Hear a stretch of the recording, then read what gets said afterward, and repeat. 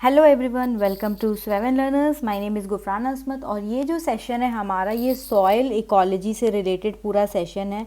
इस सेशन में मैं A to Z चीज़ सब कुछ कवर करूँगी। सॉइल का बेसिक्स बताऊँगी, सॉइल प्रोफाइल क्या होता है, उसको कंजर्व एंड मैनेज कैसे करेंगे, सॉइल इरोजन एंड डिग्रेडेशन के बारे में भी मैं बताऊँगी। तो ये एक कंप्लीट मैंने सॉइल इकोलॉजी से रिलेटेड ये बनाया है वीडियो, तो आप इसको एंड तक ज़रूर देखें। ओके, तो सबसे पहले जब हम सॉइल के बारे में स्टडी कर रहे हैं ना, तो आपको पता होना चाहिए कि सॉइल की जो स्टडी है ना, उसको पेडोलॉजी बोलते हैं। पीडो मतलब ही सॉइल होता है, ठीक है। और सॉइल का जो फॉर्मेशन होता है ना, सॉइल कैसे फॉर्म होता है, रॉक्स से फॉर्म होता है, उसको पीडोजेनेसिस बोलते हैं। क्योंकि जेनेसिस एसिस, ये एनेसिस मतलब कोई भी प्रोसेस होता है ना, उसको बोलते हैं, तो पीडोजेनेसिस। ओके, तो देखो सबसे पहले डेफिनेशन क्या होता है आपका सॉइल का। देखो जो रॉक्स होता है ना, जो ये सपोज ये आपका रॉक है, तो ये आपका धीरे धीरे डिसइंटीग्रेट्स होना स्टार्ट हो जाएगा। तो ये जैसे जैसे डिसइंटीग्रेट होता है ना, तो ये जो डिसइंटीग्रेटेड लेयर ऑफ रॉक्स होता है, या फिर लिथोज भी आप रॉक को ही बोलते हैं, इसको हम सॉइल बोलते हैं, ठीक है। सॉइल को लाइफ ऑफ अर्थ भी बोला जाता है, ठीक है। लाइफ ऑफ अर्थ भी बोला जाता है सॉइल को। तो लाइफ लेयर ऑफ अर्थ, तो ये जो पॉइंट्स है ना यहाँ पे जो लिखा हुआ है, ये बहुत इंपॉर्टेंट पॉइंट्स है। तो आप ये सारा पॉइंट्स को मार्क करते हुए चलेंगे। और ये जो पीडीएफ है, ये ऑब्वियसली मैं अपलोड करूँगी इन द टेलीग्राम चैनल। ये आपको टेलीग्राम चैनल में मिल जाएगा। बट अगर आप मेरे साथ साथ नोट्स बनाना चाहते हो, तो आप उस चीज़ को भी नोट्स बना सकते हो। ओके, तो सॉइल को लाइफ लेयर भी बोलते हैं अर्थ का। सॉइल को हम बायोस्फीयर का भी एग्जाम्पल बोल सकते हैं। क्योंकि देखो बायोस्फीयर मतलब क्या होता है कि जहाँ पे आपका लिथोस्फीयर, एटमोस्फियर एंड हाइड्रोस्फीयर मर्ज हो, इस पॉइंट को हम बायोस्फीयर बोलते हैं ना। तो देखो सॉइल एक बायोस्फीयर का भी एग्जाम्पल है। क्यों? क्योंकि लिथोज, सॉइल में तो रॉक का ही कंटेंट है, ठीक है। वाटर कंटेंट तो होता है आपका सॉइल में। एंड देन एटमॉस्फेरिक गैसेस भी, तो कुछ आपने पढ़ा होगा ना कि सॉइल में कुछ गैसेस कंटेंट भी होते हैं। तो इसको हम एग्जाम्पल ऑफ बायोस्फीयर बोल सकते हैं। सॉइल को हम एग्जाम्पल ऑफ इकोसिस्टम भी बोल सकते हैं। अभी देखो इकोसिस्टम क्या होता है। इकोसिस्टम वो फिजिकल इन्वायरमेंट होता है जो आपका सपोर्ट करता है फ्लोरा एंड फाउना को, ठीक है। उसको हमको इकोसिस्टम बोलते हैं। मतलब देखो इकोसिस्टम में फ्लोरा एंड फाउना तो सपोर्ट होता है, लेकिन ए बायोटिक बायोटिक को भी सपोर्ट करता है, ठीक है। आपको ए बायोटिक एंड बायोटिक नहीं पता है, तो जिस चीज़ में लाइफ होती है बायो, उसको बायोटिक बोलते हैं। ए बायोटिक जैसे आपका सॉइल एंड ऑल, ये आपका ए बायोटिक हो गया। रॉक्स आपका ए बायोटिक हो गया। तो सपोर्टिंग बायोटिक, तो बायोटिक आपका लाइफ लाइक प्लांट्स है ना, ये दोनों आपको सपोर्ट कर रहा है, इंटरैक्टिंग विथ ईच अदर, इसको हम इकोसिस्टम बोलते हैं। तो जब आप सॉइल को देखोगे, तो देखो आप सॉइल में देखते हो ना कि सॉइल में हमारा क्या होता है, प्लांट्स पौधे उगते हैं, ठीक है। सॉइल में आपके कुछ इंसेक्ट्स होते हैं। तो ये क्या है, आपका ए बायोटिक बायोटिक को सपोर्ट कर रहा है एंड एक दूसरे से इंटरैक्ट कर रहा है। तो सॉइल आपका एग्जाम्पल हो गया इकोसिस्टम का भी, ठीक है। सॉइल को हम एक रिसोर्स भी बोल सकते हैं। अभी देखो आप जनरली रिसोर्स का डेफिनेशन क्या होगा आपके लिए। देखो रिसोर्स उसी चीज़ को बोलते हैं ना जिसको हम यूटिलाइज करके अपना कुछ नीड्स को फुलफिल करें, है ना। जैसे हम बोलते हैं ना money is a resource, human labour is a resource, क्योंकि हम उसको यूटिलाइज करते हैं, ठीक है। यूटिलाइज करते हैं और वो हमारे डेवलपमेंटल प्रोग्रेस में भी, प्रोसेस में भी आपका काम आता है, ठीक है। तो an entity which contributes to the fulfilment of human need, ठीक है। Developmental not progress, it is process, तो उसको हम रिसोर्स बोलते हैं। तो सॉइल को हम रिसोर्स कैसे बोलेंगे, ठीक है।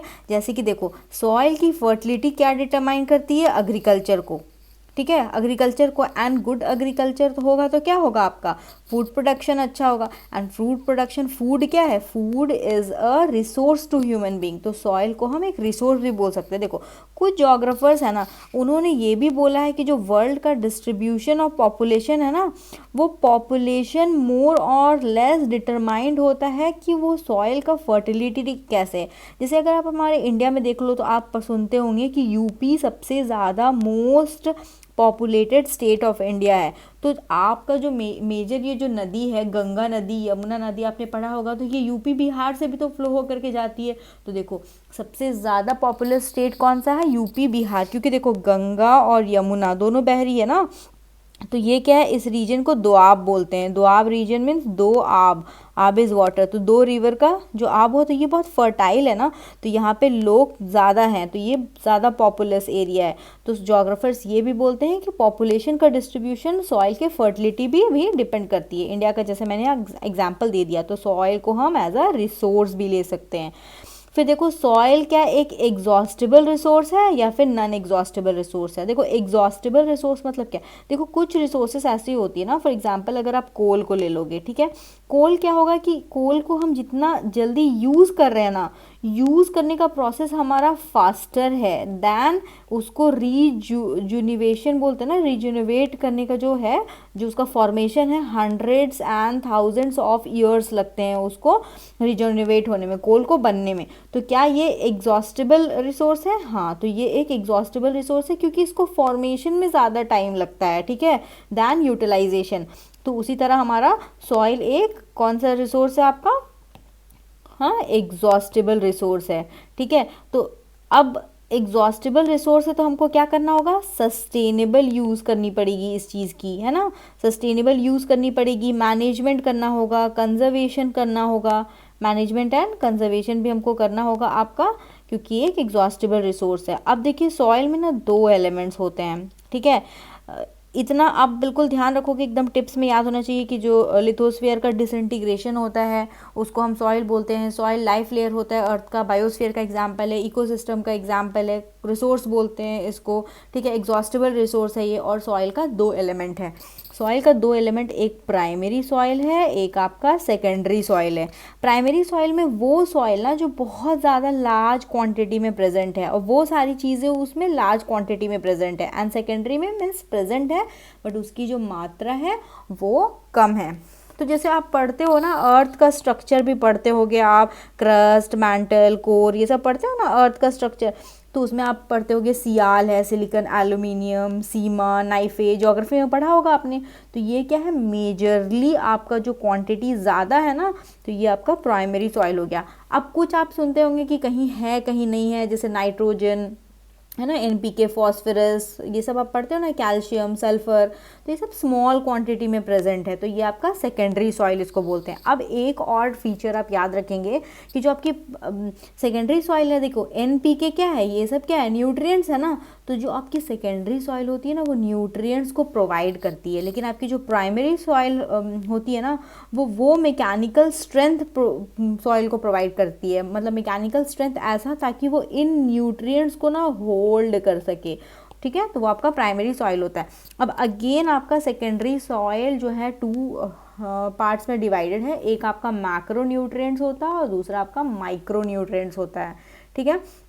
मैक्रो न्यूट्रिएंट्स मतलब वो न्यूट्रिएंट्स जो बहुत ज़्यादा क्वांटिटी में प्लांट्स को चाहिए, क्रॉप्स को चाहिए, और माइक्रो न्यूट्रिएंट्स मतलब स्मॉल स्मॉल क्वांटिटीज़ में इनका रिक्वायरमेंट होता है। अब हमेशा एनपीके सुनते होंगे ना कि नाइट्रोजन, फॉस्फोरस, आपका सल्फर, है ना, ये सारी न्यूट्रिएंट्स जो है आपका सॉइल को चाहिए, तो ये सारा आपका मैक्रो न्यूट्रिएंट्स होता है, ये लार्ज क्वांटिटी में चाहिए होता है। और आपका कैल्शियम, आयरन, मैग्नीशियम, हमारे बॉडी में भी तो ये सारे चाहिए होती है ना, स्मॉल क्वांटिटीज़ में ये सब आपका सॉइल में चाहिए होता है, तो इसको आपका माइक्रो न्यूट्रिएंट्स बोलते हैं। एनपीकेएस आपका क्या हो गया, ये आपका मैक्रो न्यूट्रिएंट्स हो गया। अभी देखो कोई भी सॉइल हेल्दी तभी रहेगा ना जब ये प्राइमरी एंड सेकेंडरी बैलेंस में रहे, एंड मैक्रो एंड माइक्रो ये दोनों भी आपका बैलेंस में रहे, तभी आपका कोई health of the soil determine होता है। अब हमारी जो गवर्नमेंट है अभी प्रेजेंट गवर्नमेंट, वो सॉइल हेल्थ कार्ड देती है, सॉइल हेल्थ कार्ड देती है आपके फार्मर्स को, जो वो डिटरमाइन कर पाते हैं कि आपका सॉइल का हेल्थ कैसा है, मतलब कितना न्यूट्रिएंट्स प्रेजेंट है सॉइल में। तो ये सॉइल हेल्थ कार्ड के बारे में आपने पढ़ा होगा, ठीक है। तो वो जो सॉइल हेल्थ कार्ड है ना आपकी, वो आपकी कुछ जैसे कि एनपीकेएस हो गया आपका, एनपीके को तो बिग 3 भी बोलते हैं, ठीक है, बिग 3 न्यूट्रिएंट्स बोलते हैं। तो ये आपका एनपीके और एस सल्फर, इसके साथ साथ आपका आप nitrogen phosphorus and potassium, sulphur के साथ साथ 4 और माइक्रो न्यूट्रिएंट्स, ठीक है, और पीएच, ये सारा मिल करके आपका सॉइल हेल्थ कार्ड, ये इतना इन्फॉर्मेशन देते हैं सॉइल हेल्थ कार्ड में, ठीक है। तो एनपीके आप याद रखेंगे, 4 माइक्रो एंड पीएच, ठीक है। इसका ऑब्जेक्टिव यही होता है ना कि हर 3 साल में ना ये देखा जाता है कि जो फर्टिलाइजर्स है उसका रैशनल यूज़ हो, ठीक है। हम साइंटिफिक सिलेक्शन करें क्रॉप्स का, क्योंकि देखो हमें पता चल गया इस फील्ड में इसका सॉइल टेस्ट किया गया, तो हमको पता चला ओके यहाँ पे एन की कमी है, यहाँ पे फॉस्फोरस की कमी है, यहाँ पे पोटेशियम की कमी है, तो हम इसका रेशियो मेंटेन करने में हमारे लिए इजी होगा, तो हम यहाँ पे क्या करेंगे, सस्टेनेबल एग्रीकल्चर करेंगे। तो ये इसका ऑब्जेक्टिव होता है, इसलिए बहुत ज़रूरी होता है कि सॉइल का हेल्थ कैसा है ये चीज़ हम जानें, ठीक है। क्योंकि जो आपकी लैंड की फर्टिलिटी है ना, किसी भी रीजन की जो फर्टिलिटी है ना, वो आपकी लैंड की कैपेबिलिटी को बताएगी। क्योंकि देखो ज़्यादा अच्छा फर्टाइल सॉइल होगा तभी तो वो ज़्यादा कैपेबल होगा ना प्रोडक्शन के लिए, वहाँ पे ज़्यादा अच्छे से मतलब जो फूड्स है आपका, जितना क्रॉप्स है ज़्यादा अच्छे से उग पाएंगे, ठीक है। लेकिन देखो सॉइल जो है हर जगह प्रेजेंट है, मैक्सिममली हर जगह है ना, लेकिन कहीं पर भी यूनिफॉर्म, मतलब मोस्ट ऑफ द प्लेस में यूनिफॉर्म प्रेजेंट नहीं है। तो यूनिफॉर्म प्रेजेंट नहीं है, ये मैं क्या कह रही हूँ, ये मेरा कहने का मतलब है ना कि जो पैरामीटर्स है ना, उस कुछ पैरामीटर्स होते हैं जिससे सॉइल को डिफरेंशिएटेड किया जाता है, ठीक है। डिफरेंशिएटेड मतलब जैसे कि देखो मैंने बोला है कि आपका सॉइल तो बहुत हर जगह में प्रेजेंट है, it's present in all places but not uniform. कैसे, कहीं पे ज़्यादा थिकनेस होगा, कहीं पे कम होगा, कहीं पे फर्टिलिटी ज़्यादा होगा, कहीं पे कलर वेरिएशन होगा, रेड पढ़ते हो आप, ब्लैक सॉइल पढ़ते हो, ये सारी पैरामीटर्स होती है। तो यूनिफॉर्म तो नहीं है ना कि आपने देखा ये हमारा कंट्री है इंडिया, क्या इंडिया में हर एक लोकेशन में ब्लैक सॉइल मिलता है क्या? नो, बिल्कुल नो, ऐसा नहीं है। तो ये तो रीजन टू रीजन डिपेंड करता है। आप सुने होंगे कि ये महाराष्ट्र डेक्कन वाले रीजन में यहाँ पर ब्लैक सॉइल काफ़ी मिलता है, ये आपका वेस्टर्न घाट वाले इंडिया में आपका लैटेराइट सॉइल मिलेगा, आपका इधर ईस्टर्न इंडिया एंड तमिलनाडु के पास में आपका रेड सॉइल मिलेगा, या आपका गंगा यमुना के पास आपका एलुवियल सॉइल मिलेगा। तो ऐसे हल्का फुल्का आपने ज्योग्राफी में पढ़ा होगा ना। तो देखो ये कैसा है, हमारे ही कंट्री में कितना डिवीजन है, तो क्या ये यूनिफॉर्म है? No, it is not at all uniform, ठीक है। तो बहुत सारे पैरामीटर्स हैं जिससे सॉइल डिफ्रेंशिएट होता है। सबसे पहले कि थिकनेस मतलब सॉइल प्रोफाइल बोलेंगे कि देखो जैसे ये सॉइल का लेयर है, जो नेक्स्ट टॉपिक आगे आएगा मैं पढ़ाऊंगी, तो कहीं पे क्या होगा, देखिए सॉइल की थिकनेस ऐसे इतना ज़्यादा होगा, कहीं पे क्या होगा, थिकनेस विल बी लेस, इतना ही थिकनेस होगा सॉइल का। तो डिफरेंट जगह पे वैरी करता है। अभी देखो कहीं पे सॉइल बहुत फर्टाइल होगा, जहाँ वहाँ पे अगर आप कोई भी प्लांट को लगाओगे, उस जगह पे किसी भी प्लांट को लगाओ तो वो बहुत जल्दी मतलब फूल फलने लगेगा, ठीक है। तो समझो यहाँ ये वाला जो बहुत फर्टाइल सॉइल है, ठीक है। लेकिन कुछ ऐसा होगा कि देखो थिकनेस ज़्यादा है बट ये सॉइल उतना फर्टाइल नहीं है, तो यहाँ पे जो क्रॉप्स होगा वो काफ़ी कम होगा। तो इस चीज़ पे डिपेंड करता है। फिर सॉइल कलर पे भी डिपेंड करता है, ठीक है। जो सॉइल कलर पे डिपेंड करता है ना, तो ये आप अपने प्रीलिम्स के लिए एक वर्ड याद रखेंगे, ठीक है। इसको मैंसिल चार्ट बोलते हैं, ओके, मैंसिल चार्ट। तो ये जो मैंसिल चार्ट होता है ना, यही यूज़ किया जाता है टू स्टडी द सॉइल, किसके बेसिस पे, colour variation, soil in colour variation. तो आपका वो मैंसिल चार्ट हो गया। अब सॉइल आपका वाटर रिटेंशन कैपेसिटी पे भी डिपेंड करता है कि देखो कुछ काइंड ऑफ सॉइल होंगे ना, वो वाटर को ज़्यादा देर तक रिटेन कर पाएंगे, कुछ सॉइल ऐसे होंगे जो वाटर को कम टाइम में रिटेन कर पाएंगे। तो वाटर रिटेंशन पे भी कुछ सॉइल डिपेंड करता है। फिर मैकेनिकल स्ट्रेंथ में भी डिपेंड करता है। कुछ सॉइल ऐसे होंगे ना जो बहुत कोहेसिव होंगे, जैसे बहुत टाइटली ऐसे पैक्ड होंगे ये सॉइल, और कुछ सॉइल जो होंगे वो लूजली पैक्ड होंगे, हाँ, लेस कोहेजन होगा उनमें। तो देखो मैकेनिकल स्ट्रेंथ पे भी डिपेंड करता है आपका, ठीक है। फिर आपका जो सॉइल है उसका साइज़ क्या है, पार्टिकल्स का, इतना छोटा है या फिर थोड़ा बड़ा पार्टिकल है, या फिर और थोड़ा बड़ा पार्टिकल है, या फिर और थोड़ा बड़ा पार्टिकल है। तो size of the soil particles पे भी डिपेंड करता है। फिर टेक्सचर पे भी डिपेंड करता है, ठीक है, कि उस सॉइल में कितने क्या क्या पार्टिकल्स हैं, ठीक है। इन सारे चीज़ों पर डिपेंड करता है। फिर कुछ आपका जो लास्ट है वो पीएच लेवल, जैसे कुछ सॉइल आपके एसिडिक हो सकते हैं। एसिडिक पीएच लेवल मतलब पता है ना आपको, 0 से 14 का स्केल होता है, 7 न्यूट्रल होता है। तो आपका 7 से जो नीचे होता है ना, ये आपका एसिडिक सॉइल बोलते हैं, और 7 से जो ऊपर होता है उसको आपका बेसिक सॉइल बोलते हैं। 7 इज़ अ न्यूट्रल नंबर। अगर बचपन में आपने, नॉट बचपन में, 8, 9, 10th क्लास में अगर आपने केमिस्ट्री पढ़ा होगा तो ये चीज़ आपको पता होगा। ओके, तो सॉइल क्या आपका पीएच लेवल भी आपका डिटरमाइन, मतलब पीएच लेवल में भी सॉइल हर जगह का डिफरेंट डिफरेंट आपका होता है, ठीक है। जैसे कि जो अगर आप हमारे अर्थ को देख लेते हैं ना, अगर हमारा ये अर्थ है, ओके, जस्ट सी दिस, ये हमारा अर्थ है, ये हमारा इक्वेटर है, ये 23 डिग्री 23 डिग्री, ये है आपका कैंसर और ये आपका कैप्रिकॉन, ठीक है। तो 0 से 30, ये 23 डिग्री हो गया, 30 डिग्री तक थोड़ा सा ऊपर और नीचे तक जो होता है ना, ज़्यादातर आपका यहाँ पे ट्रॉपिकल एरिया बोलते हैं, यहाँ पे आपका बेसिक या फिर न्यूट्रल सॉइल पाया जाता है। लेकिन अब जब ऊपर के रीजन में आप जाने लगोगे ना, तो वहाँ पे टेम्परेट रीजन में आपका अबव 30 डिग्री एसिडिक सॉइल पाया जाता है। तो देखो वर्ल्ड में भी तो कितना डिफ्रेंशिएशन है ना सॉइल का, ठीक है। सुइटेबल कल्टीवेशन के लिए कौन सा पीएच रेंज होता है? पीएच रेंज मैंने आपको बताया 0 से 14 तक का होता है, 7 न्यूट्रल होता है। तो 7 से लेकर के 8.5 8 तक जो रेंज लेते हैं ना, 6.5 स्लाइटली बेसिक, ठीक है, 6.5 से ले लो आप 8.5 8 तक स्लाइटली बेसिक, ये आपका सुइटेबल रेंज होता है। इसलिए आप देखो ना कि जो ट्रॉपिकल कंट्रीज़ है वहाँ पे कल्टीवेशन भी तो ज़्यादा है। तो ये सारी आपकी कुछ ये सारा कुछ आपका रीजंस होता है, ठीक है। फिर देखो मैंने आपको बताया ना कि सॉइल का जो साइज़ है पार्टिकल का, ये चीज़ मैंने आपको बताया, ठीक है। तो पार्टिकल मतलब ये, अच्छा इस चीज़ को मैं आपको पहले बाद में बताती हूँ, पहले आप ये देखो, ठीक है। सबसे पहले मैंने आपको क्या बताया, सॉइल के बारे में मैंने आपको बता दिया, ठीक है, कि सॉइल की स्टडी को क्या बोलते हैं। सॉइल हेल्थ कार्ड के बारे में बताया, प्राइमरी सॉइल, सेकेंडरी सॉइल, मैंने आपको क्या बताया, सॉइल लाइफ है, लाइफ लेयर है आपका अर्थ का। फिर सॉइल रिसोर्स है, सॉइल बायोस्फीयर है, सॉइल इकोसिस्टम है, ये सारी चीज़ें मैंने आपको बताया ना। तो ये सारा पॉइंट्स ऐसे आपको अच्छे से, एग्जॉस्टेबल रिसोर्स है, 2 एलिमेंट है, प्राइमरी सेकेंडरी। प्राइमरी क्या होता है, ज़्यादा क्वांटिटी में, लेस क्वांटिटी में, मैक्रो एंड माइक्रो बताया। Soil health card every 3 years, ठीक है। फिर कौन कौन सा पैरामीटर्स है जिसमें आपका सॉइल जो डिफरेंट रीजन में डिफ्रेंशिएट किया जाएगा, ठीक है। तो 1 minute, okay this one is only fine. तो ये सारी चीज़ें मैंने आपको बताई है। तो ये सारा चीज़ आपको मतलब ऐसे याद होना चाहिए, ताकि आप जब आंसर राइटिंग करो ना तो आपको इजी हो कि ओके ये सारा पॉइंटर्स है, तो थोड़ा थोड़ा आपको इन सब चीज़ों को अपने दिमाग में रखना है।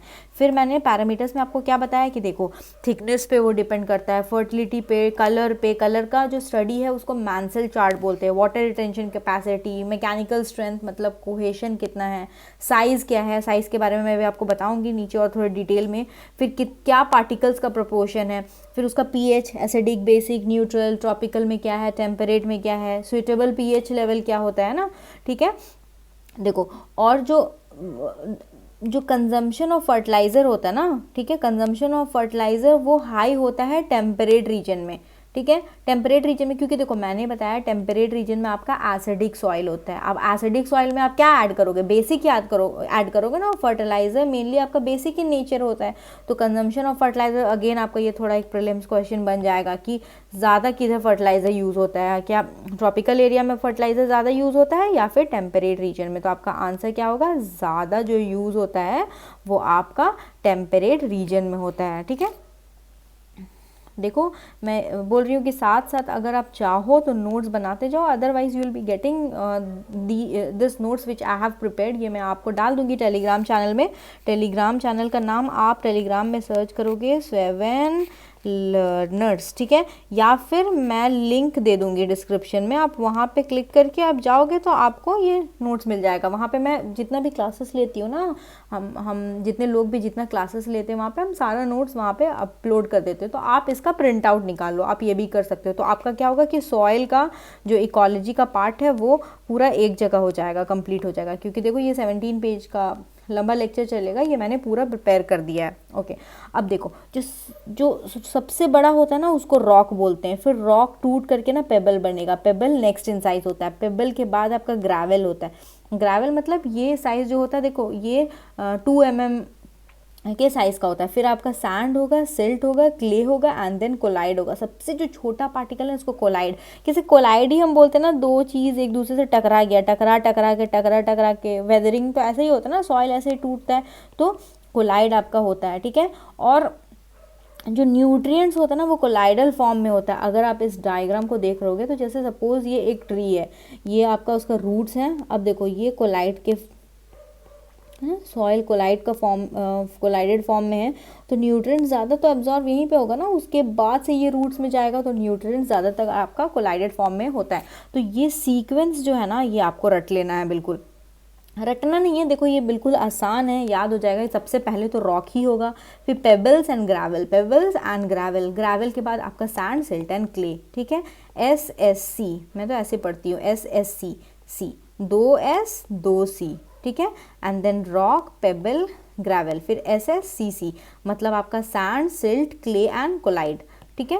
तो ये आप इस चीज़ को ऐसे करके याद करेंगे, ठीक है। Let me erase this. These dogs are barking outside. It's like always a disturbance. Okay, तो हो गया। सबसे पहले आपका क्या होता है, रॉक होता है, रॉक के बाद आपका पेबल होगा, फिर आपका ग्रेवल होगा, फिर ऐसे सैंड, सिल्ट, ठीक है, क्ले, कोलाइड। और कोलाइड आपका सबसे छोटा होता है, जो आपका किस तरह का होता है, न्यूट्रिएंट्स आपका जो होता है वो कोलाइडल फॉर्म में होता है। ये भी आपको याद रखेंगे। और ये छोटे छोटे ना डायग्राम्स याद रखो, मतलब ईजिली जब जैसे आप लिख रहे हो ना कि rock particles different different size के होते हैं, तो आप जैसे लिखे आंसर में, तो आप कोलाइड लिखे ना, जैसे कि आपने लिखा, ओके, रॉक लिखा, पेबल लिखा, शैल आई राइट इट, नहीं मैं ऐसे लिख देती हूँ, ग्रेवल, सैंड, सिल्ट ना, क्ले, कोलाइड, कोलाइड लिखा, तो ऐसे मार्क करके आप आराम से हल्का सा डायग्राम बना दो। ओके, ये देखो ये आपका प्लांट है, तो आंसर क्या है ना, इससे थोड़ा और ब्यूटीफुल लगेगा, ठीक है। ये आप बना दिए, फिर छोटे छोटे पॉइंट यहाँ पे डाल दिए, यहाँ पे आप कोलाइड लिखें, और क्या लिखे, ये आपका न्यूट्रिएंट्स आर इन आपका कोलाइड फॉर्म। ये तो क्या है ना, इससे आंसर आपका थोड़ा सा और इनरिच लगेगा। तो बहुत सारे देखो डायग्राम्स भी यूज़ किए हुए हैं मैंने इस नोट्स में, तो आप यहाँ से भी इस चीज़ को देख सकते हैं। अब देखो टेक्सचर, ठीक है, टेक्सचर मतलब कितने प्रोपोर्शन में आपका सैंड है, सिल्ट है, क्ले है। यहाँ पे मैंने बताया था ना आपको कि सॉइल आपका साइज़ पे भी डिपेंड करता है, फिर टेक्सचर पे भी डिपेंड करता है। तो ये मैंने आपको ये वाला पॉइंटर तो समझा दिया, ठीक है। स्ट्रक्चर ऑफ सॉइल है ना, कितना साइज़ है। अब मैं आपको टेक्सचर के बारे में थोड़ा बता रही हूँ। तो जैसे सैंड, क्ले एंड सिल्ट, तो टेक्सचर में ना हम हमेशा सैंड, सिल्ट एंड क्ले ही लेते हैं। बट देखो पढ़ने के लिए तो हमने ग्रेवल पढ़ा, रॉक को तो छोड़ दो, ग्रेवल पढ़ा, ठीक है, सैंड, सिल्ट है ना, क्ले एंड देन कोलाइड पढ़ा, और रॉक पढ़ा। लेकिन रॉक आपका बहुत बड़ा, कोलाइड आपका बहुत छोटा हो जाता है, इसलिए हम proportion of sand, silt and clay पढ़ते हैं, ठीक है। रॉक को तो इग्नोर कर दो, ग्रेवल बहुत बड़ा हो जाता है, ठीक है। रॉक को छोड़ दो, क्योंकि हम ग्रेवल से पार्टिकल्स थोड़ा टूटा है ना, तो हम ग्रेवल से कंसिडर करते हैं। तो ग्रेवल आपका बहुत बड़ा होता है, कोलाइड आपका बहुत छोटा होता है, तो इन दोनों को हम कैंसिल कर देते हैं। इसलिए हम बस सैंड, सिल्ट एंड क्ले को जो पढ़ते हैं, उससे उसका प्रपोर्शन जो होता है, उससे हम टेक्सचर को आपका डिफाइन करते हैं, ठीक है। टेक्सचर को डिफाइन करने के लिए एक स्टैंडर्ड मेथड होता है, उसको टेक्सचर ट्रायंगल मेथड बोलते हैं। टेक्सचर ट्रायंगल मेथड, देखो ये डायग्राम एक मैंने यहाँ पे लगाया हुआ है। तो देखो इसमें आप क्या करोगे ना, ये एक ट्रायंगल बनाया है, ऊपर में आपका सैंड लिखा है, ठीक है, फिर आपका यहाँ पे क्ले लिखा है, फिर आपका सिल्ट लिखा है, ठीक है। अब देखो सिल्ट से ही तो, सिल्ट छोटा है, सैंड बड़ा है ना, ठीक है, तो सिल्ट से आपका सैंड हुआ, ठीक है, सिल्ट से आपका सैंड हो गया। एंड देन आपका क्ले से ही तो सैंड है ना, तो सैंड की तरफ एरो गया है आपका, है ना। तो आपका सैंड, क्ले एंड सिल्ट, ठीक है। अब देखो इसमें ना कुछ वेरिएशन होता है, ये मैंने मार्क किया कुछ स्केल, स्केल को मैंने ट्राइंगल्स में ज्वाइन कर दिया। अगर मैं इस एरिया को ले रही हूँ, तो यहाँ पे क्ले भी इक्वल होगा, सिल्ट भी इक्वल होगा एंड सैंड भी इक्वल होगा। तो ये क्या होगा, इक्वल प्रपोर्शन होगा हर एलिमेंट्स को, जैसे आपका लोमी सॉइल, ठीक है। लेकिन अगर देखो, अगर ये लोकेशन यहाँ पे है आपका, तो इसको क्या बोलेंगे, सिल्ट लोमी, मतलब ये लोमी तो है लेकिन इसमें सिल्ट कंटेंट ज़्यादा है। अगर ये थोड़ा सा इधर होगा तो इसको बोलेंगे सैंड लोमी। जैसे कि देखो ये वाला अगर आप फिगर आप देख रहे हो यहाँ पे, तो ठीक है, देखो ये आपका यहाँ पर क्ले लिखा हुआ है, सिल्ट लिखा हुआ है एंड सैंड लिखा हुआ है ना, ऐसे लिखा हुआ है ये आपका। और देखो ये भी मैंने, ये आपको डायग्राम थोड़ा ध्यान होना चाहिए कि क्ले से सिल्ट मैंने ऐसे क्यों, मतलब एरो का डायरेक्शन इन शॉर्ट में आपको बोल रही हूँ। देखो ना, क्ले से सिल्ट जा रहा है, सिल्ट से सैंड जा रहा है, ये आपका ऐसे एक प्रॉपर, ये थोड़ा एरिया क्लियर कर दूँ मैं, तो आपको थोड़ा अच्छे से दिखेगा, है ना। देखो हमने जो पढ़ा था, साइज़ जो हमने पढ़ा था, हमने क्या पढ़ा था, रॉक पढ़ा था, ग्रेवल पढ़ा था, ठीक है, ग्रेवल पढ़ा था, पेबल्स पढ़ा था, फिर सैंड, सिल्ट, है ना, सैंड, सिल्ट एंड क्ले पढ़ा। तो क्ले आपका सबसे छोटा होता है, ठीक है। क्ले के बाद आपका क्या होता है, सिल्ट, तो देखो सिल्ट, सिल्ट के बाद आपका क्या होता है, सैंड, तो देखो सैंड, है ना, ये इस तरह से फॉलो कर रहा है, ठीक है। क्ले के बाद आपका क्या होता है, सिल्ट, सिल्ट के बाद क्या होता है आपका, सैंड, है ना। तो ये एक इस डायरेक्शन में, आई थिंक ये ऐसे होगा, तो ये डायरेक्शन फॉलो कर रहा है आपका। तो ये डायग्राम देख करके आपको थोड़ा सा ये चीज़ क्लियर होगा। तो हम टेक्सचर को पढ़ने के लिए क्या यूज़ करते हैं, टेक्सचर ट्राइंगल मेथड यूज़ करते हैं। अब यहाँ पे देखो, ये वाला जो एरिया है वो क्या होगा आपका, क्लेई लोमी होगा। अब ये थोड़ा आपका इधर नज़दीक है, सैंड के नज़दीक है, तो ये सैंडी लोमी होगा। अब ये आपका सिल्ट से नज़दीक है, तो ये आपका सिल्टी लोमी होगा, तो है ना। तो देखो सबसे पहली बात कि क्यों इम्पॉर्टेंट है स्ट्रक्चर या फिर टेक्सचर जानना सॉइल का, है ना। क्योंकि देखो यहाँ पे तो हम टेक्सचर एंड स्ट्रक्चर दोनों चीज़ देख रहे हैं ना। पहले मैंने आपको क्या बताया, स्ट्रक्चर के बारे में बताया। देखो क्योंकि सैंड, सिल्ट एंड क्ले ये क्या है, ये तो स्ट्रक्चर ही है ना। एंड अभी हम टेक्सचर के बारे में पढ़ रहे हैं। टेक्सचर मतलब क्या हुआ, सैंड, सिल्ट एंड क्ले का जो प्रपोर्शन है उसको टेक्सचर बोलते हैं। तो क्यों इंपॉर्टेंट है, देखो ये डायग्राम मैंने आपको बनाया है छोटा सा, यहाँ पे ध्यान दो। ये वाला देखो पार्टिकल्स कैसे ऐसे बड़ा बड़ा पार्टिकल्स है, तो बीच में ना गैप ज़्यादा है। ये थोड़ा छोटा छोटा पार्टिकल्स है, तो थोड़ा सा ज़्यादा पैक्ड है। और ये आपका बहुत ज़्यादा छोटा छोटा है, तो ये आपका ज़्यादा पैक्ड है। तो जैसे पानी यहाँ पे आया ना, फ्लो हुआ, तो आउट फ्लो भी ना ईजिली हो जाएगा। ओके, यहाँ पे जब आपका फ्लो हुआ ना, तो थोड़ा थोड़ा करके आपका जो वाटर रिटेंशन है वो बाहर हुआ। लेकिन जो थर्ड वाला डायग्राम आप देखो ना, पानी आकर के ना अटक जाएगा, बाहर निकलने का स्पेस नहीं है। तो इस किसमें वाटर रिटेंशन कैपेसिटी आपका ज़्यादा है, ऑब्वियसली इसमें वाटर रिटेंशन कैपेसिटी। तो जितना बड़ा है ना उतना कम वाटर रिटेंशन है, तो इन्वर्सली प्रोपोर्शनल है। Size is inversely proportional to water retention. देखो यहाँ पे आपका वो वाटर रिटेंशन वाला भी पॉइंट प्रूव हो गया, है ना। Profile, fertility, colour, water retention, हर सॉइल अलग होता है आपका वाटर रिटेंशन में भी। तो एक एक करके मैं आपका पॉइंट्स यहाँ का प्रूव कर रही हूँ ना। तो ये छोटे छोटे डायग्राम्स आपको बिल्कुल याद रखने हैं, और कॉन्सेप्ट्स क्लियर रखो तो आपको ये सब ना बिल्कुल भी रटने की ज़रूरत नहीं पड़ेगी। आप क्या है ना आसानी से ये सारे चीज़ों को एग्ज़ाम में लिख पाओगे। Okay, it's not that difficult. तो आपका जो साइज़ है वो इन्वर्सली प्रोपोर्शनल है वाटर रिटेंशन से। और अगर जैसे आप ऐसे पॉइंट्स लिखोगे ना, inversely proportional to water retention, it will make a very good impact on your answer. Okay, अभी कुछ टाइम में मैं आपको क्वेश्चन भी प्रोवाइड करूँगी, उससे आपको ये चीज़ समझ में आ जाएगा। ओके, तो इसका एक एग्जांपल देती हूँ मैं आपको। जैसे कि हमारा ओके, ये मैं आप देखो मत, मैं यहाँ पे आपको एक्सप्लेन करती हूँ। ये हमारा इंडिया है, ये डेकान प्लेट्यू इसको बोलते हैं। ये कर्नाटका वाला रीजन, आप सदर्न कर्नाटका ले लो। डेकान प्लेट्यू जो है ना, यहाँ पे रेनफॉल कम होती है, 75 सेंटीमीटर्स के आसपास होती है। लेकिन सदर्न कर्नाटका वाला जो एरिया है, रेनफॉल इज़ या इस एरिया से ज़्यादा होती है, 100 सेंटीमीटर्स, है ना।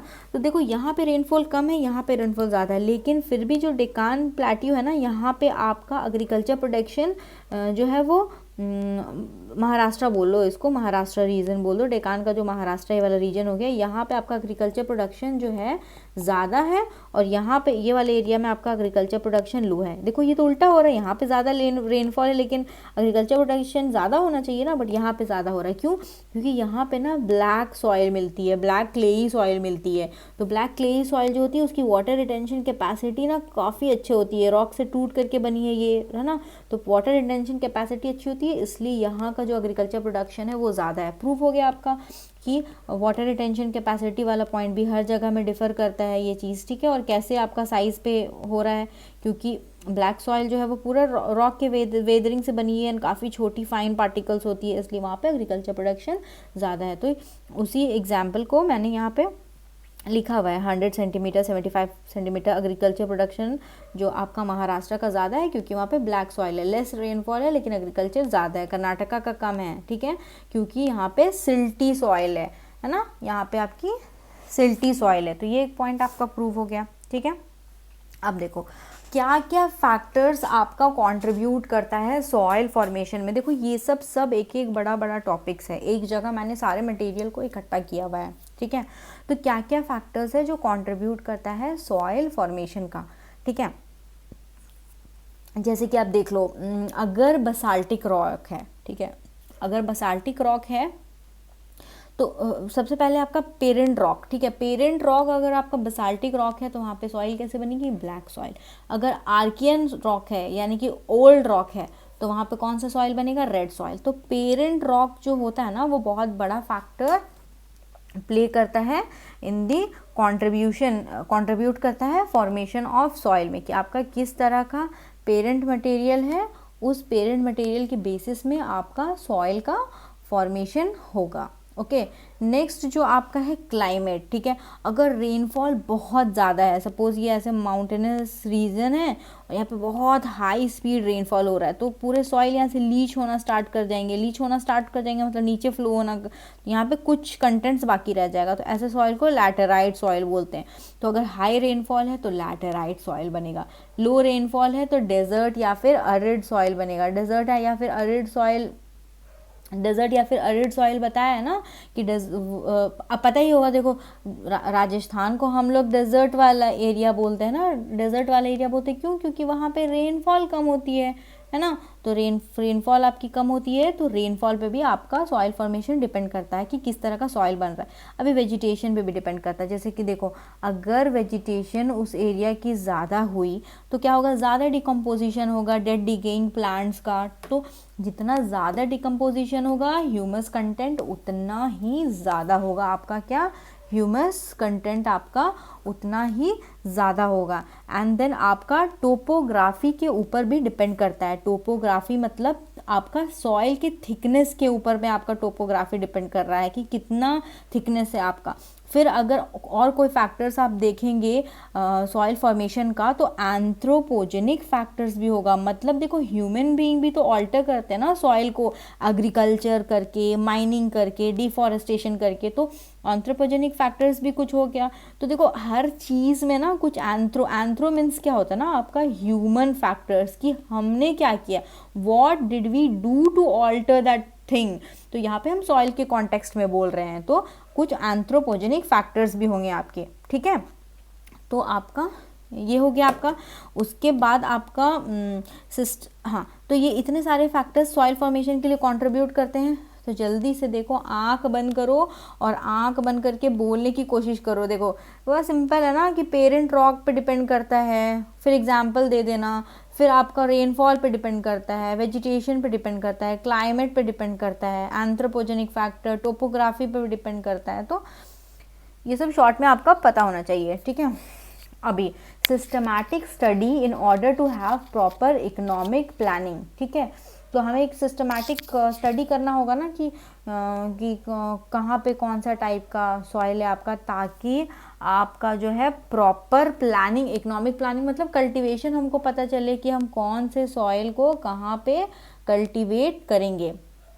ओके, सॉरी नॉट सॉइल को कल्टीवेट करेंगे, I am really sorry, sometimes ऐसे होता है, आउट ऑफ माइंड हो जाता है, कि हम कौन सा क्रॉप लगाएंगे, क्या चाहिए उस लोकेशन में, उस सॉइल को, वहाँ पे पानी की ज़्यादा ज़रूरत है या नहीं है ना।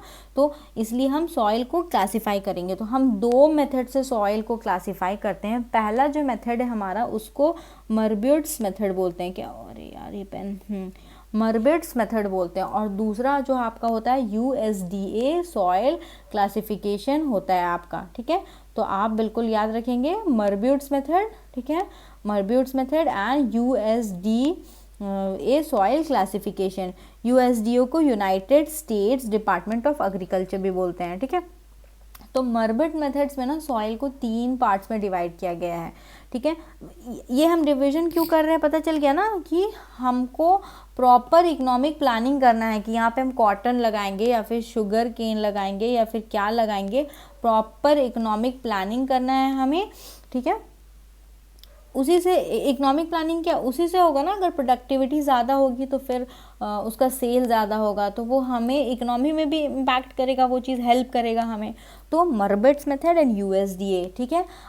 और एक चीज़ मैं बताऊंगी, जब ये पूरा क्लास ख़त्म हो जाएगा ना तो एक पेपर लेना और पेपर में आप शॉर्ट में चीज़ों को लिखना स्टार्ट कर देना। जैसे कि सबसे पहले क्या बताया मैंने, सॉइल का डेफिनेशन बताया आपको, फिर मैंने क्या बताया, सॉइल लाइफ है, लाइफ लेयर है, फिर मैंने क्या बताया आपको, इकोसिस्टम है, फिर मैंने आपको क्या बताया, बायोस्फीयर है ना, ये सारी चीज़ें। तो ऐसे ना लिखना स्टार्ट कर देना। मैंने आपको क्या बताया, प्राइमरी बताया, सेकेंडरी बताया। प्राइमरी में आपको मैंने नाइफ बताया, सियाल बताया, सीमा बताया। सेकेंडरी में मैंने कैल्शियम, मैग्नीशियम, आयरन बताया। फिर सेकेंडरी में क्या होता है, वो आपका जो क्वांटिटी में लेस है, प्राइमरी में मोर है। तो ऐसे शॉर्ट में ना नोट्स बना लिया करो। फिर आपका सेकेंडरी में माइक्रो है एंड मैक्रो है, माइक्रो एंड मैक्रो। मैक्रो में आपका NPK है ना, S ये आ गया, बाकी बचा हुआ यहाँ पे आ गया। तो ऐसे ना आंख बंद करके पेपर मत लिखना, आंख बंद करके बोलने की कोशिश करना एंड पेपर में आंख खोल के लिखोगे, ऑब्वियसली लिखने की कोशिश करना चीज़ों को। ओके तो जो मर्बिट्स मेथड होता है ना, इसमें सॉइल को 3 पार्ट्स में डिवाइड किया गया है, zonal soil, azonal soil and intrazonal soil. देखो जोनल सॉइल वो होता है ना जो बहुत लार्ज एरिया को कवर किया हुआ होता है, जैसे कि ब्लैक सॉइल का हम एग्जांपल ले लेंगे, पूरा डेक्कन प्लेट्यू हमारा ब्लैक सॉइल से कवर है। एजोनल सॉइल जो वो सॉइल होता है ना जो क्लाइमेटिक फैक्टर्स पे डिपेंड करता है, जैसे लैटराइट सॉइल के लिए मैंने बोला ना कि रेनफॉल बहुत ही एक इम्पॉर्टेंट क्राइटेरिया है एजोनल सॉइल के लिए। जैसे कि जितना ज़्यादा रेनफॉल होगा ना, थोड़ा सा हिली रीजन है तो रेनफॉल हुआ तो सॉइल क्या होगा, पानी से वो पत्थर टूटेगा, बह करके नीचे आने लगेगा। तो क्लाइमेटिक फैक्टर पे ही डिपेंड हुआ ना, तो लैटराइट सॉइल आपका एजोनल सॉइल। और इंट्राजोनल सॉइल वो सॉइल हुआ ना जो आपका ट्रांजिशन स्टेज में है, ठीक है, जो कि बीच वाले हैं, प्रोसेस में है फॉर्मेशन के। जैसे आप डेल्टाइक सॉइल ले लो, जैसे कि रिवर डिपोजिशन, अलुवियल सॉइल ले लो ना, जो आपका गंगा या फिर ब्रह्मपुत्र से जो बनता है, तो वो क्या है, फॉर्मेशन के प्रोसेस पे है ना, तो वो आपका इंट्राजोनल। तो मर्बिट्स मेथड आपका बस 3 पार्ट में ही आपका डिवाइड करता है, जिसको जोनल, अजोनल एंड इंट्राजोनल सॉइल बोलते हैं। एंड USDA जो आपका United States Department of agriculture, इसको CS क्लासिफिकेशन भी बोलते हैं, मतलब कॉम्प्रिहेंसिव सॉइल कॉम्प्रिहेंसिव स्कीम, ठीक है। ये ना बहुत माइक्रो क्लासिफिकेशन करता है, ठीक है, बहुत ज़्यादा माइक्रो क्लासिफिकेशन करता है। Just let me clear this.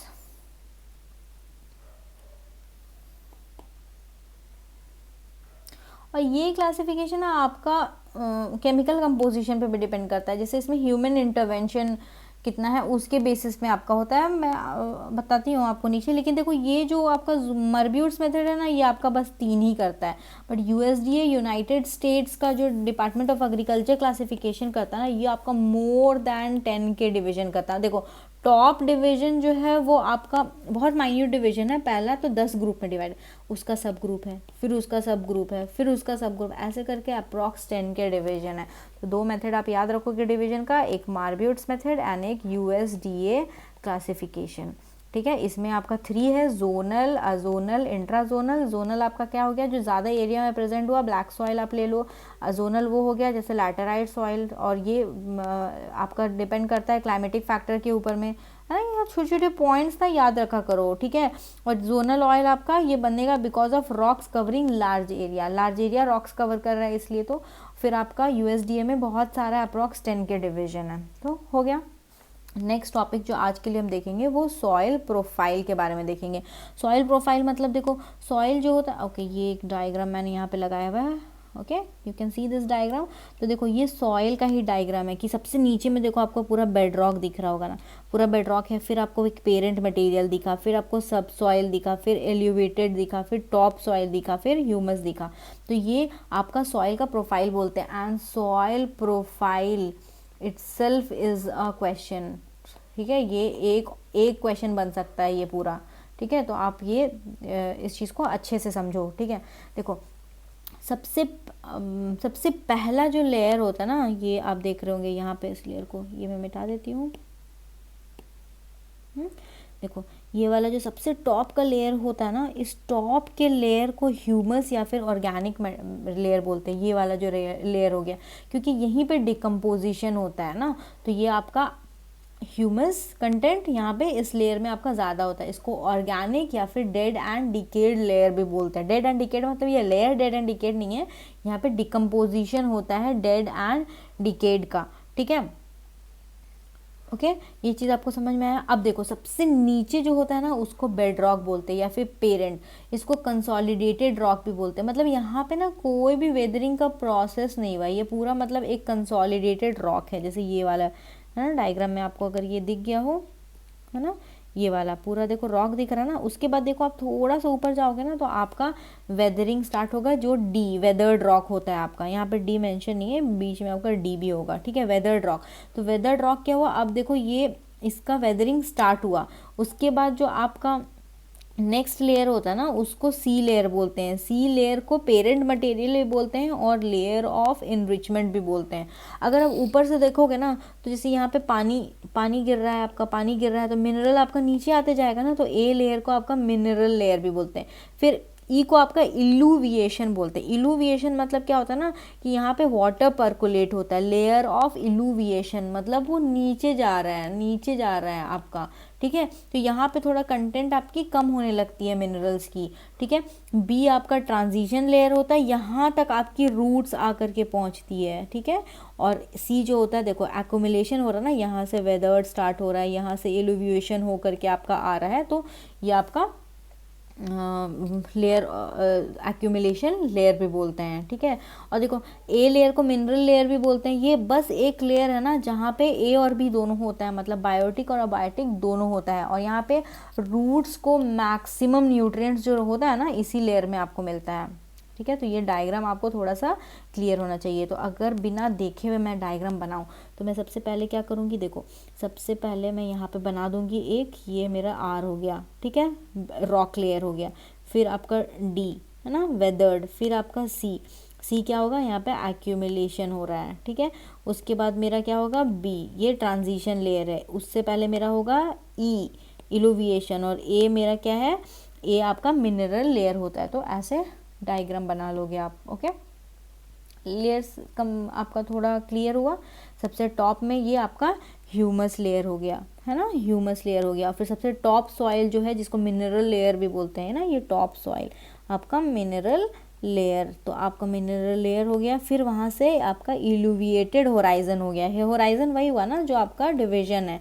फिर आपका सब सॉइल हुआ बी, जिसको ट्रांजिशन लेयर भी बोलते हैं। और रूट्स जो आपका बी तक ही आता है, ठीक है, इससे आगे आपका नहीं जाएगा। उसके बाद आपका बी आपका सब सॉइल या फिर ट्रांजिशन लेयर भी बोलते हैं। फिर सी आपका एक्यूमुलेशन लेयर होता है, जो कि पेरेंट मटेरियल बोलेंगे। फिर वेदर्ड एंड पेरेंट रॉक। तो देखो आपके कुछ क्वेश्चंस बन सकते हैं, ठीक है, मेंस में। जैसे बोलेगा कि बताओ प्रोसेस ऑफ सॉइल इरेजन और डिग्रेडेशन, ठीक है, या फिर सॉइल इरोजन का जो डिस्ट्रीब्यूशन है वो बताओ, ठीक है। मेजर्स क्या है सॉइल कंजर्वेशन और मैनेजमेंट का, वो बताओ। तो ये सारे जो कुछ क्वेश्चंस है ना, मैं अभी ये नेक्स्ट वाला जो पार्ट है, जो दूसरी वीडियो बनाऊंगी, ये मैं बना चुकी हूँ इसका PDF। तो ये वाला जो पार्ट है, मैं ये आपको नेक्स्ट वाले वीडियो में बताऊंगी। तो आज के लिए हमारा क्लास इतना ही था। आई होप सो चीज़ें आपके लिए क्लियर हो गई होंगी, ओके।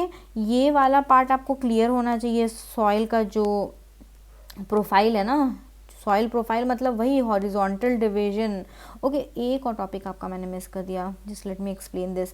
जैसे कि देखो ये सॉइल है ना, ये आपका देखो ये जो डिवीजन है वर्टिकल, इसको होराइजन बोलते हैं, ठीक है। ये होराइजन ना हमेशा आइडेंटिफाइबल नहीं होता है। किसी किसी सॉइल में आपको मतलब अच्छे से ये डिवीजन पता चलेगा। हर सॉइल में ये एग्जैक्टली अच्छे से डिवीजन नहीं होता। तो जहाँ पे डिवीजन आपका अच्छे से पता चलता है ना, उसको इमेच्योर सॉइल, अच्छे से पता नहीं चलता है उसको इमेच्योर सॉइल बोलते हैं। और जहाँ पे अच्छे से पता चलता है उसको मैच्योर्ड सॉइल बोलते हैं, ठीक है। और सॉइल प्रोफाइल का डेफिनेशन क्या हो, vertical cross section of soil form from the surface to bedrock, surface से लेकर के बेड रॉक। लेकिन देखो बिल्कुल भी अच्छे से ध्यान दे देना इस चीज़ को, इस डायग्राम को, कि आपका सबसे पहले ओ हो गया, फिर आपका ए हो गया टॉप सॉइल, फिर आपका इलुविएशन हो गया, फिर बी आपका सब सॉइल हो गया, ठीक है, फिर सी हो गया ट्रांजिशन, फिर डी हो गया आपका वेदर्ड, ठीक है, एंड आर हो गया आपका कौन सा, रॉक, ठीक है। एंड सबसे आपका लेयर ऑफ ट्रांजिशन जो है वहीं तक आपका रूट्स आ सकता है। ह्यूमस कहाँ पे होता है, पेरेंट कौन सा होता है, पेरेंट रॉक कौन सा होता है, सी को आपका पेरेंट रॉक भी बोलते हैं। सारा डायग्राम मैंने आपको यहाँ पे रखा हुआ है। चलो दोस्तों, I hope that you enjoyed the session. चीज़ें आपको थोड़ी सी क्लियर होगी। ये दूसरा पार्ट में वीडियो का अपलोड करूँगी, उसमें आपका ये पूरा कवर हो जाएगा, जिसमें मैं आपको soil special soil distribution, erosion के बारे में, या फिर उसको कंजर्व कैसे करना, मैनेज करना है, सारा चीज़ कवर करके आपको अच्छे से बताऊंगी। तो thank you so much. And Telegram channel पे आप ये नोट्स को जा करके एक्सेस कर सकते हैं, मैं PDF वहाँ पे डाल दूंगी। Thank you.